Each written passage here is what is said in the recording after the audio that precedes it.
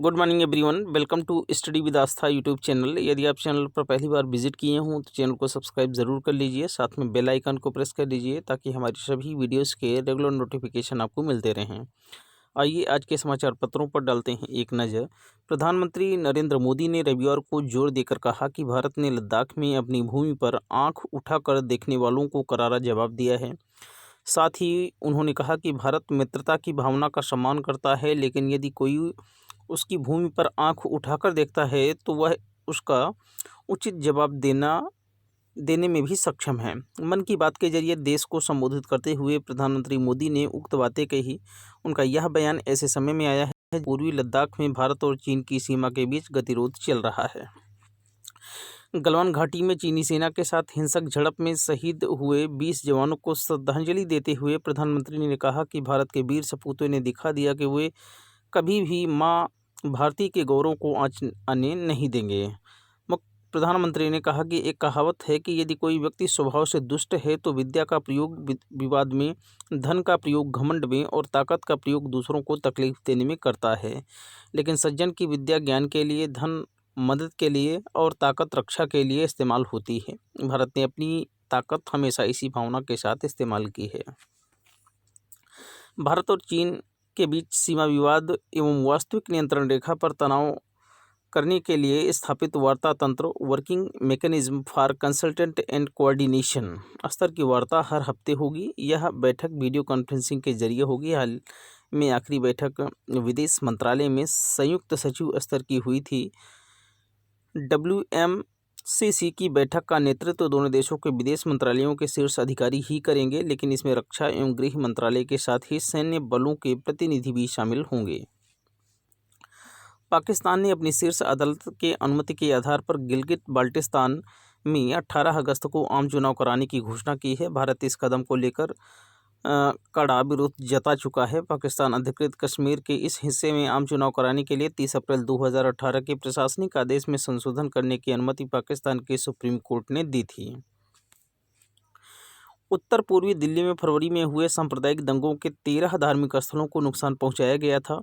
Police ने इन मामलों में 13 प्राथमिकी दर्ज की है और 33 लोगों को गिरफ्तार किया है। हिंसा के दौरान दोनों पक्षों के धार्मिक स्थलों को कम या अधिक नुकसान पहुंचा। दिल्ली पुलिस ने वकील यूसुफ नाकी द्वारा सूचना के अधिकार अधिनियम के तहत दायर किए गए अलग अलग आवेदनों के जवाब में यह जानकारी दी है।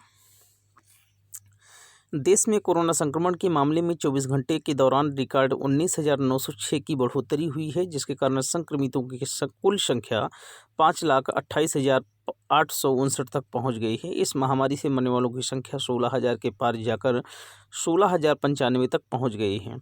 एक दिन में 410 मौतों की पुष्टि हुई है। ठीक होने वाले मरीजों की संख्या 3,09,712 तक पहुंच गई है और 24 घंटों में 13,832 मरीज स्वस्थ हुए हैं। मरीजों के ठीक होने की दर भी बढ़कर 58.56% तक पहुंच गई है। मध्य प्रदेश के मुख्यमंत्री शिवराज सिंह चौहान ने रविवार को आरोप लगाया कि भारत और चीन के बीच सीमा संघर्ष के लिए तत्कालीन प्रधानमंत्री जवाहरलाल नेहरू और कांग्रेस जिम्मेदार हैं। उन्होंने राजीव गांधी फाउंडेशन द्वारा कथित तौर पर दान लेने पर कांग्रेस की निंदा की और पार्टी के पूर्व अध्यक्ष राहुल गांधी पर अपने बयानों से सेना के मनोबल को गिराने का आरोप लगाया।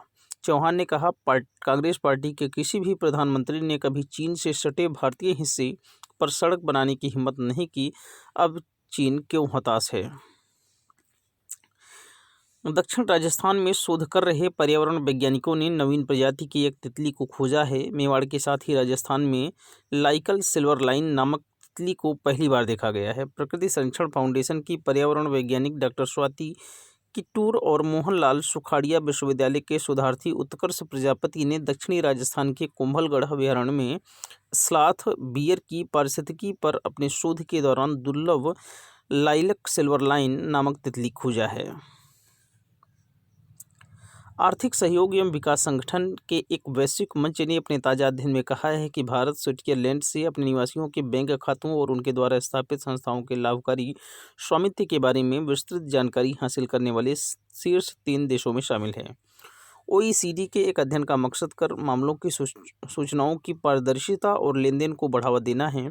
वैश्विक मंच की जुलाई 2015 से जून 2018 के लिए नवीनतम समीक्षा में भारत को शीर्ष 3 देशों में शामिल किया गया, जिनके अनुरोध पर स्विट्जरलैंड ने जानकारी प्रदान की। बाकी 2 देश फ्रांस और जर्मनी हैं। भारत विश्व व्यापार संगठन में जापान और चीनी ताइपे के विवाद निपटान समिति बनाने के आग्रह का विरोध करेगा। एक अधिकारी ने यह जानकारी दी। ये दोनों देश भारत द्वारा कुछ सूचना एवं संचार प्रौद्योगिकी उत्पादों के आयात पर सीमा शुल्क लगाने के खिलाफ विवाद निपटान समिति का गठन चाहते हैं। अधिकारी ने बताया कि दोनों देशों का आग्रह सोमवार को जिनेवा में विवाद निपटान निकाय के सामने रखा जाएगा। हम इसका विरोध करेंगे। विश्व बैंक ने रविवार को कहा कि उसके कार्यकारी निदेशक मंडल ने 6 भारतीय राज्यों में स्कूली शिक्षा की गुणवत्ता और संचालन में सुधार के लिए $50 करोड़, लगभग 3,700 करोड़ रुपए के ऋण स्वीकृत किए हैं। विश्व बैंक ने एक बयान में कहा कि निदेशक मंडल ने 24 जून 2020 को ऋण को मंजूरी दी। उन्होंने कहा 15 लाख स्कूलों में पढ़ रहे 6 से 17 वर्ष की उम्र के 25 करोड़ विद्यार्थी तथा 1 करोड़ से अधिक इस शिक्षक कार्यक्रम से लाभान्वित होंगे। चीन की अरबों डॉलर वाली महत्वाकांक्षी belt and road initiative BRI परियोजनाओं के तहत चलने वाली ज़्यादातर परियोजनाएं कोरोना संक्रमण के कारण आंशिक रूप से या बुरी तरह प्रभावित हुई हैं। चीन के विदेश मंत्रालय के अंतर्राष्ट्रीय आर्थिक मामलों के विभाग के महानिदेशक वांग चियालुंग के मुताबिक चीन के वैश्विक प्रभाव को और विस्तार देने के लिए एशिया, अफ्रीका और यूरोप में कारोबार व निवेश को बढ़ावा देने के उद्देश्य वाली BRI की परियोजनाओं का करीब 5वां हिस्सा महामारी से बुरी तरह प्रभावित हुआ है। पूर्व मानव संसाधन विकास मंत्री कपिल सिब्बल ने रविवार को कहा कि विश्वविद्यालयों को महामारी के दौरान परीक्षाएं आयोजित नहीं करनी चाहिए। उन्होंने ऑनलाइन परीक्षा को भी सही नहीं ठहराया और इसे गरीब छात्रों के साथ भेदभाव करने जैसा करार दिया। सिब्बल ने कहा कि ऑनलाइन परीक्षाएं कराना बेहद भेदभावपूर्ण होगा, क्योंकि देश के दूर दराज के इलाकों में ऑनलाइन परीक्षाओं की कोई सुविधा नहीं है।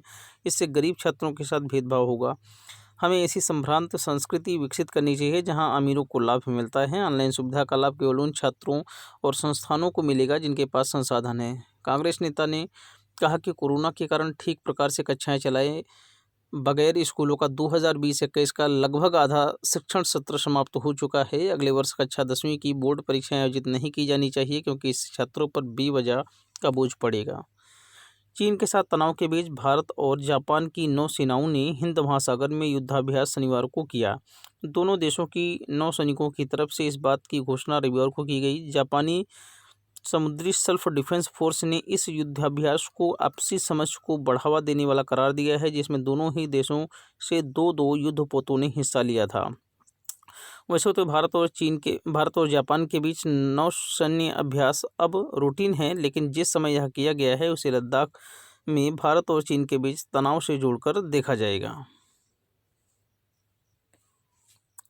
मुख्यमंत्री योगी आदित्यनाथ ने रविवार को यहां राम जन्मभूमि परिसर में विराजमान रामलला के दर्शन किए और मंदिर निर्माण से जुड़ी गतिविधियों का निरीक्षण किया। राम जन्मभूमि तीर्थ क्षेत्र के महासचिव चंपत राय ने मुख्यमंत्री को परिसर का भ्रमण कराते हुए मंदिर निर्माण की तैयारियों से अवगत कराया।